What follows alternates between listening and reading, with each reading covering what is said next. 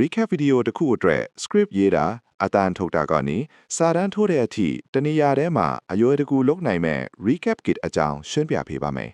ပထမဆုံး recap kit ထဲက recap feature ကိုဝင်လိုက်ပါကို video file ကို upload တင်ပေးပါ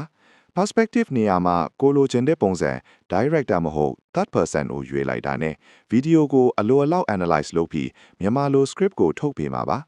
script ရပြီဆိုတာနဲ့ voice over အပိုင်းအတွက်ကိုနှစ်သက်တဲ့အတန်ကိုရွေးလို့ရပါတယ်။ထူးခြားတာက voice instruction နေရာမှာကိုလိုချင်တဲ့လေးထောင်ပုံစံကိုပါစိတ်ကြိုက်ခိုင်းလို့ရတာပါပဲ။ပြီးရင်တော့ generate လုပ်ပြီး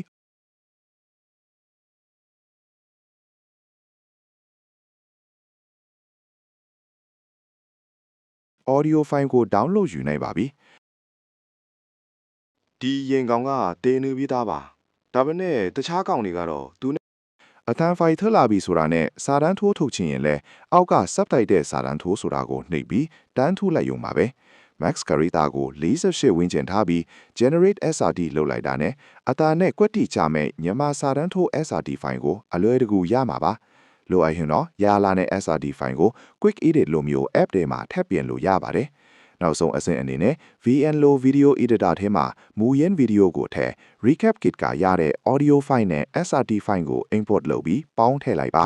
ဒါဆိုရင်တော့ app တွေအများကြီးပြောင်းထုံးစရာမလိုပဲအချိန်တိုအတွေ့ပြီးပြီးစုံတဲ့ recap video တစ်ပုဒ်ကိုအလွယ်တကူဖန်တီးနိုင်မှာပါအခု7 days free ပေးသုံးနေတာဆိုတော့စမ်းကြည့်ခြင်းရင် free ဝင်ယူထားကြပါထူးဆန်းသုံးကြည့်ခြင်းရင် recap kit လို့ comment ခဲ့ကြပါအောင်